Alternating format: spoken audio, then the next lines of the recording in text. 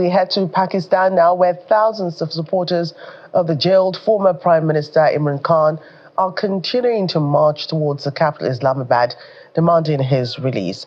In Pakistan's northwestern district of Attock, police fired tear gas as they clashed with the demonstrators. Highways leading to Islamabad were also blocked as supporters of Mr. Khan, led by members of his party, approached the city and with plans to gather near the parliament. Mr. Khan's wife, Bashra Bibi, who was granted bail last month in a case linked to the illegal sale of state gifts, is also among those leading the rallies, which the Islamabad High Court has ruled unlawful. In September, tens of thousands made their way towards Islamabad, calling for Mr. Khan's release, defying a ban on rallies imposed by the government.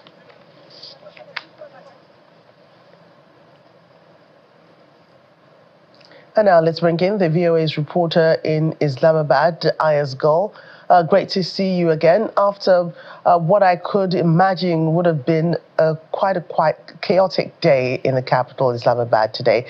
Give us a picture on what has been going on so far. Well, as of this moment, obviously political tensions have sustained throughout the day. It's been really politically tense in the entire city, and because the government has blocked or partially blocked main roads within the city, which is causing problems for the commuters, and also the mobile internet has been suspended since yesterday. And this way, if you're on the road, you don't know how to connect with your loved ones or with your colleagues. So life for residents has been quite tough over the last 2 days. And obviously, we see tens of thousands of police and paramilitary forces patrolling key areas in the city, mainly the D Chowk, the main square next to the parliament, where the protesters are supposed to gather once they enter the city. And the former Prime Minister was jailed in August last year, and before his sentence, he was removed from power in April 2022 with more than 100 cases filed against him by the government. Why was there so much attention on him?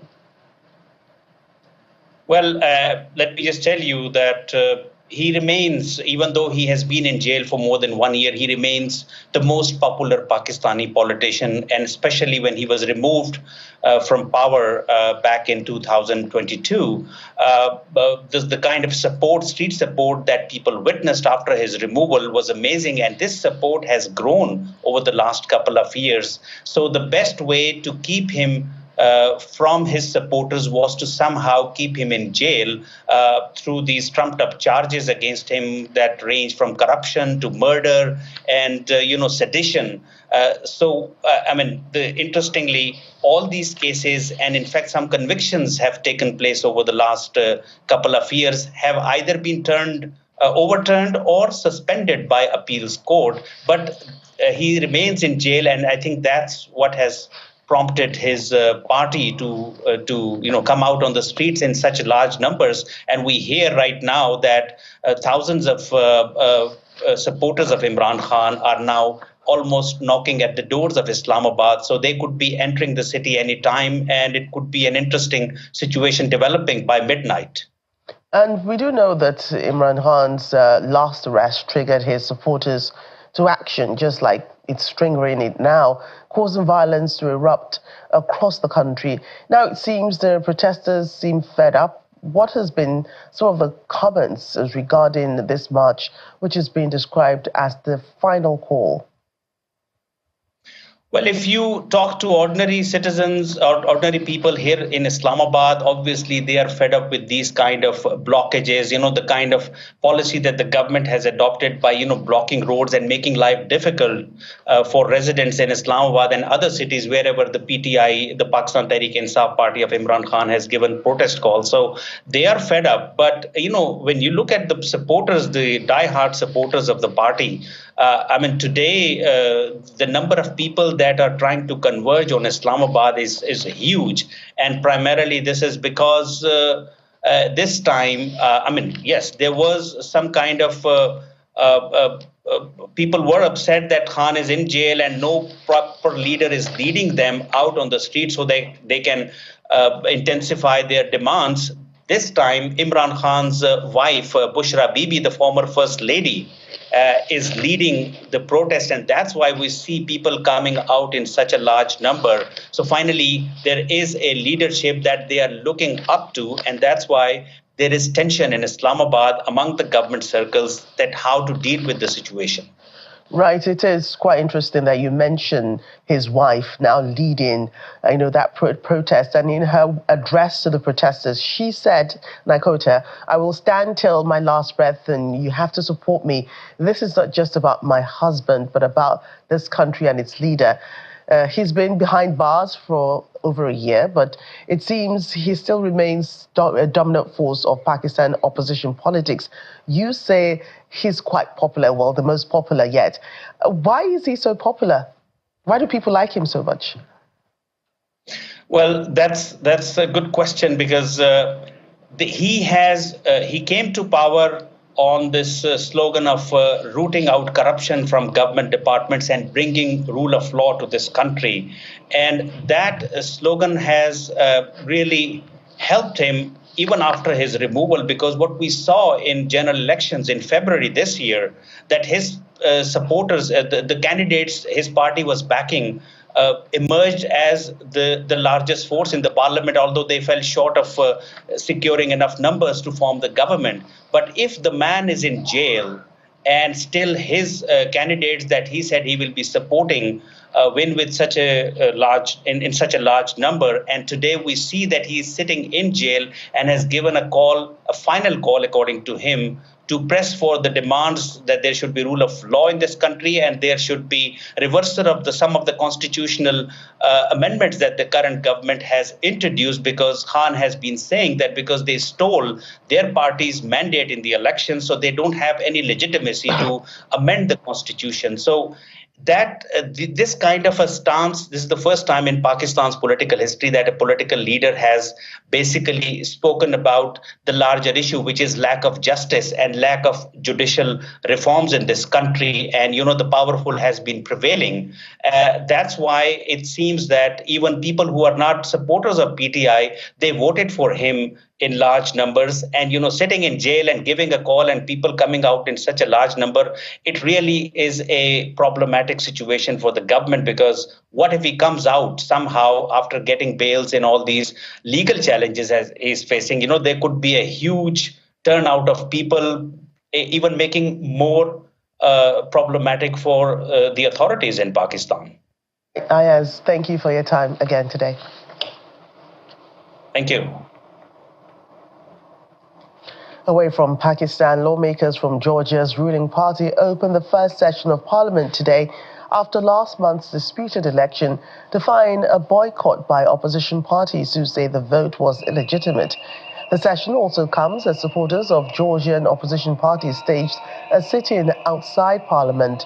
Official results for the October 26 election showed the ruling Georgian Dream Party was re-elected with almost 54% of the vote, a result that opposition parties claim was fraudulent.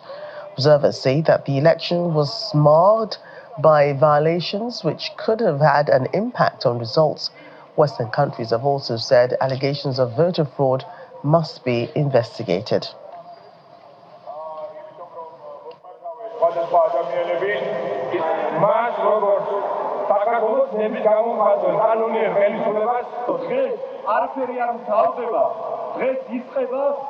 ჩვენი პოლიტიკური ბრძოლის ახალი ეტაპი. ჩვენ ყოველთვის ვამბობთ, რომ უნდა ვიყოთ მზად განძლეობისთვის, ხანგრძლივი ბრძოლისთვის, რთული დღეებისთვისაც, კარგი დღეებისთვისაც. At least one person has died and 3 others have been injured after a cargo plane crashed near Vilnius airport in Lithuania in the early hours of today. Local authorities say the Boeing 737 operated for DHL by the Spanish cargo airline Swiftair crashed near a house as it was on its final approach for landing. All 12 people have been safely evacuated from a property close to the crash site. Rescue services said all those who were on the flight from Lisbon, Germany, have been accounted for.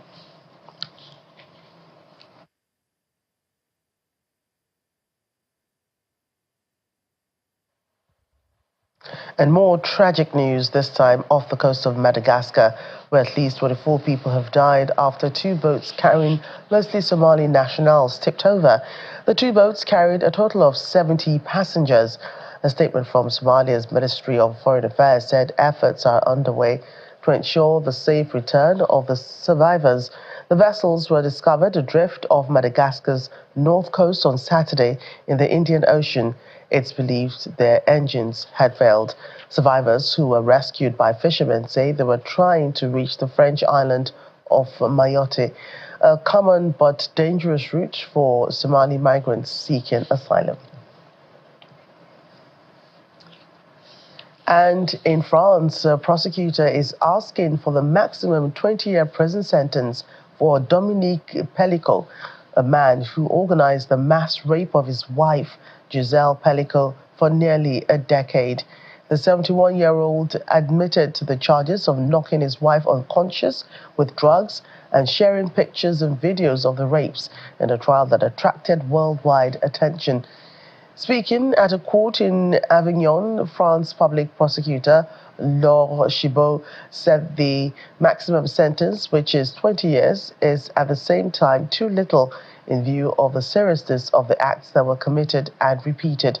Most of the 50 other men on trial have said that they did not realize they were raping Miss Pellicot and did not intend to rape her or put all the blame on her then husband, who they said had manipulated them. The verdicts and sentences are expected next month. Australian Prime Minister Anthony Albanese has been commenting on the government's proposed ban on social media for children under the age of 16, saying the country is setting a new community standard. The proposals are the highest age limit set by any country and would have no exemption for parental consent and no exemption for pre-existing accounts. Social media platforms face fines of up to $32 million for failing to comply with the legislation. How to win. Mr. Speaker, I want to make 5 because we're doing more than setting a new minimum age of 16 for social media. We are setting a new community standard, making it clear that social media companies have a social responsibility and sending a message to all those mums and dads who are worried about the impact that social media is having on their children's well-being, their mental health, their confidence and their sense of self. That message is simple. We are on your side. We've got your back. There will be very strong and strict privacy requirements to protect people's personal information, including an obligation to destroy information provided once age has been verified. This is an issue that governments around the world are grappling with. Yeah. And can I say, when I was talking with leaders of European and North American and other countries in our own region as well, including Prime Minister Luxon of New Zealand last week, they are all looking at what we are doing and they are applauding what we are doing in showing leadership in this area. But when it comes to young people, we've got a particular responsibility. And that's the opportunity before us. Let's seize it. Let's give children back their childhood. Let's give parents new peace of mind. Let's work together. Let's pass this legislation through the House of Representatives and the Senate this week, and it will be something we can be very proud of. So another interesting story. The first ever Conjoined Twins conference is holding in Saudi Arabia as the kingdom reassures the world it has the doctors and personnel to ensure 100% success in the separation rate. The conference is being organized by King Salman Humanitarian Aid and Relief Center. Our correspondent Amrat Jubani reports.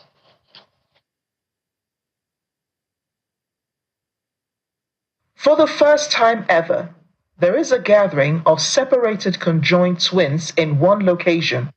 And it's all thanks to the Saudi government, which embarked on this journey 30 years ago through the Saudi Conjoined Twins program. This should be the beginning of continuous collaborations between governments, between United Nations organizations, international NGOs, local and regional NGOs, that they should communicate with leading centers, whether it is like the Saudi National Program for Conjoined Twins, Great Ormond Hospital and others, and create what we are launching today, a website that will bring registry, research, advocacy, communication, and also awareness for families. This is the takeaway that we should agree on, and we should not forget the well-being and the rights and the ethics of conjoined twins. Scores of twins from around the world successfully separated in Saudi hospitals free of charge bear testimony to the unreserved goodwill. For instance, these two Nigerian families who testify to the kingdom's intervention. When they are separated and feel happy and feel joy and feel happiness to the extent I can't describe how I feel. Wallah. But now maybe you should give her the mic. Okay, hold on. I will give you the mic. Say halas. They are triplet, two conjoined, one separate. So when we came to Saudi Arabia after investigation, they told us that the spinal cord is connected. So the first it separate the spinal cord for the surgery. So after they separate the spinal cord and separate them, all of them. Two Nigerian conjoined twins successfully separated here in Saudi Arabia, and they've been here for a while. Many more still on the way. Saudi Arabia is gradually becoming a hub for medical innovation and says its doors are open to conjoined twins for separation from all over the world. At the first international conference on conjoined twins here in Riyadh, Saudi Arabia, Amarachi Ubani, Channel Television News. Well, one man who has helped make it possible for the Nigerian conjoined twins to receive help from the Saudi Arabia government is businessman Abdulmalik Aliyu. Not related to the families, he, however, had compassion on them and stepped into the situation. He spoke to our correspondent, Amarachi Ubani, on the sidelines of the international conference in Saudi Arabia.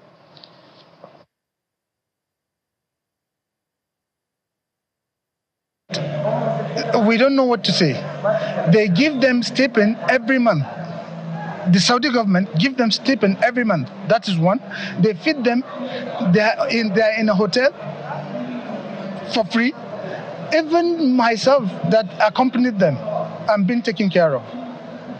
As you can see, I'm dressed like Saudi, not a Nigerian, because the tears of joy, we had it when these guys were separated. I have all the films, everything. So it's really something that I think Nigerian government should work on and see how they can create the bond, the ties with Saudi Arabia, because Saudi Arabia have assisted us. And seeing our first success, now look at the second conjoined twins, and now the third one are on the way. I have written for the third one, and they are coming, inshallah. And Saudi are happy to do it for us. And believe me, it's all free of charge. For 2 years now, I'm in Saudi Arabia. They're in Saudi Arabia. These children don't even know anybody in Nigeria. Now look at the children, they are running. The first time I met with the children, we were all shedding tears because these children were dead on arrival, as we thought anyway. But as God will have it, look at them now. Look at them. It's really made us to shed tears. And we really thank Allah subhanahu wa ta'ala for his blessings. And we really need to look inwards in our country to see how we can make things better. Well, we're not quite done. Channels Television Foreign Affairs correspondent Amarachi Ubani joins us now from Riyadh. Hi, Amarachi. This is a huge achievement for Saudi Arabia. What's the purpose of the conference? It is indeed a huge achievement, and to think they've been doing this for 30 years now. I mean, something that started in 1990 through the Saudi Conjoined Twins program. They realized they needed one day to celebrate the successes of those operations that take so long to eventually to realize, the separation of these conjoined twins. And there have been several very interesting cases that I've seen here shown at the conference. Some of the sessions that they have had have, exhibited some of the most incredible separations we have seen in history. This day, November 24, they made an application to the United Nations, which I think has come through. It will be recognized worldwide as World Conjoined Twins Day, the first of its kind, and to also commend the Saudi government for recommending this day and for doing this. So many hospitals here in Saudi Arabia do these separation surgeries. They invite families here. They, pay the air ambulances. They pay for their time here for their families. And then after the surgeries are over, they pay for the recovery as well. The post-surgical care and everything. They do all of that for these patients and for their families. And it's a full day of sessions going on there. Could you let us in on some of the conversations? Indeed, there have been many sessions, at least 4 in a day, both Sunday and today, Monday, each of them addressing different aspects, of conjoined twins care, from pre-operation to during the operations, and then post-ops. They're looking at things like managing pain, separation methods, emergency separations, enhanced recovery after surgery, things like that. And then also rubbing minds with other medical experts, because there's a room full of them, medical experts on how exactly, they can improve their methods, doing these surgeries. Because as much as Saudi Arabia has its doors open, these surgeries are taking place all across the world. And you got a chance, I believe, to meet 2 Nigerian families who had their twins successfully separated. I saw some of those videos during your report. What joy they must feel now. Yes, about those Nigerian families, it was such a joy meeting them on Sunday. I mean, they were just so happy to be here at the conference. They had so much to say, so much to express, about how they were rescued by the Saudi government and, transported to the Kingdom of Saudi Arabia, how they have been hosted, in hotels. I think they've been, one of them has been here for an average of 2 years. Their cases, very unique ones. One of them, a set of twins who were conjoined, the other triplets, but then the twins were conjoined at the spine, are successfully separated. They're alive, they're doing well, and from what I understand, they'll be on their way back home to Nigeria very soon. While they've been here, all of their expenses have been picked up by the Saudi government, so they have so much praise, for the government, for the services. They're also looking forward to coming back to Nigeria. But, they did talk about, medical care back home, which they hope will improve, even as, Nigerian medical experts do make their way here to Saudi to gain the knowledge that they need. Let's check in on the weather in India, where residents are complaining of breathing issues as the capital, New Delhi, sees hazardous smog levels. New Delhi has been battling air pollution this month, with authorities and residents blaming crop residue fires set by farmers. Other countries in South Asia also battle toxic air every year.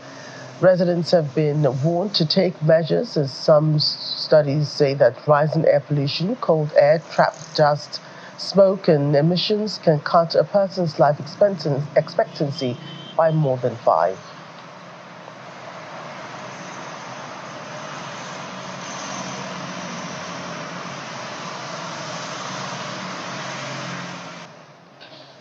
Well, these are some of the issues discussed at the UN climate talks, which have now drawn to a close in Baku, Azerbaijan, following 2 weeks of intensive negotiations, whose primary focus was establishing a new finance goal. The final outcome shows richer countries promising to raise their funding to help poorer countries fight climate change to a record $300 billion a year, which represents only 30% of the resource demanded by developing nations. Negotiators from Nigeria and India and Cuba rejected the final outcome. Our environment correspondent, Ayola Kasim, who has covered the entire proceedings from Baku, now brings us more from the closing session.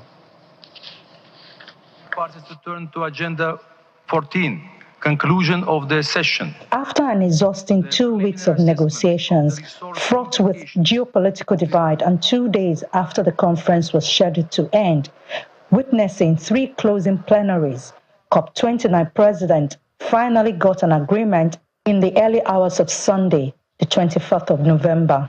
I hereby invite the CMA to adopt the draft decision contained in document CMA/2024 L.22.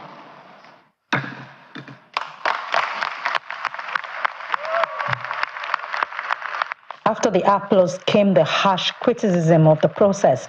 India questioned the presidency's intentions. Excellency, trust is the basis for all action, and this incident is indicative of a lack of trust, a lack of collaboration on an issue which is a global challenge which is faced by all of us, and most of all by the developing countries that are not responsible for it. But we've seen what you have done. However, would want to say that gaveling and trying to ignore parties from speaking does not behove the UNFCCC system, and we would want you to hear us and also hear our objections to this adoption. We absolutely object to this unfair means followed for adoption. The most anticipated new collective quantified goal only offers $300 billion per year by 2035 to tackle the climate crisis. It's nowhere near the $1.3 trillion that is needed, and it is not debt-free. Many say it is way too little, way too late. The African Group Chair says it is acrimoniously done. For Nigeria, it is simply an insult to the UN Climate Convention. And I'm saying that we do not accept this. You expect us to have ambitious NDCs. The NCQG was supposed to enable us to have realistic finance goals. $300 billion is unrealistic. But the COP29 president believes the Baku finance goal represents the best possible deal that could be reached. The representative of the EU and its member states pointed out to the delegates that this is a challenging geopolitical period, and sealing a deal truly is exceptional. We're tripling the $100 billion goal, and we feel it is ambitious, it is needed, it is realistic, and it is achievable. And we are confident that this will be a tale of delivery. While the deal has drawn condemnation around the world, the UN Secretary General said he had hoped for a more ambitious outcome. But this agreement provides a base on which to build. The Executive Secretary of the Climate Convention says it is an insurance policy for humanity. But like any insurance policy, it only works if premiums are paid in full and on time. Promises must be kept to protect billions of lives. Following what happened here, it is now clear that a lot more needs to be done in Brazil next year to restore hope in the COP process. From Olympic Stadium in Baku, Azerbaijan, the venue of COP29, Ayola Kasim, Channels Television News. Now, the African Development Bank celebrated its Diamond Jubilee. The bank says it marks 60 years of driving social and economic transformation across the African continent. The Southern African Regional Celebration held in Johannesburg, South Africa, brought together leaders, stakeholders and partners to reflect on the institution's journey and its vision. Our South Africa correspondent, Innocent Samosa, has more. It was indeed a time of reflection and celebration. The event highlighted the bank's significant contributions to Southern Africa's development and honor milestones in infrastructure, education, health, and sustainable development. The celebration also unveiled the bank's vision for the next decade, including initiatives in renewable energy across broader infrastructure and digital transformation. We have approved a new 10-year strategy, and we will continue with the strategic vision of the high fives, because if we achieve the high fives, we will be able to achieve 90% of the SDGs. As the African Development Bank reflects on 6 decades of progress with a focus on innovation and sustainability, the question remains, is the African continent making progress in addressing some of the economic disparities that are facing the continent? It's a mixed bag of outcomes. There are certain African countries that are making good progress, like Ethiopia. There's a lot of good things that we can learn from each other in terms of economic development. And I do think that all the things that we've committed ourselves to, industrialization of the continent, we've got critical minerals here, lithium, which are quite important for the decarbonization of the world. We should be producing electric vehicles here, batteries here. Your Excellency, if I hear you correctly, you're speaking about exogenous factors. Are you saying that we're dealing well with endogenous factors? Well, you know, the problem that we have is that as we meet the exogenous factors, which creates instability, which deepens poverty, and, you know, dealing with all these shocks that come, you know, the climate shocks, you know, and all this, then, you know, obviously, you know, there will be marginalized segments of the society. The Development Bank of Southern Africa took some time to send well wishes. I want to see more impact, and I want to see the realization of the high fives that the African Development Bank, focuses on industrializing Africa, so an industrialized Africa, a powered Africa, a fed Africa, an integrated Africa. Delegate says that the next chapter promises to bring even more transformative change to the region. We can only hope that this will not be another talk shop. From Johannesburg, South Africa, Innocent Samosa, Channels Television News. And finally, on the program, it's about to get cute. The first ever locally born twin giant panda cubs in Hong Kong are 100 days old. The celebration marks an important milestone for their carers at Ocean Park, Hong Kong, and panda fans worldwide. According to the park, the twin cubs are growing healthily, as the male weighed 5.5 kilograms and the female 5.3. To also mark the celebration, the park released images of the male cub interacting with its mother, Ying Ying, remember her, as well as footage showing the panda's growing teeth. The cub's mother, who is 19 years old, made history on August 15 when she became the world's oldest captive giant panda to give birth to the pair of twins.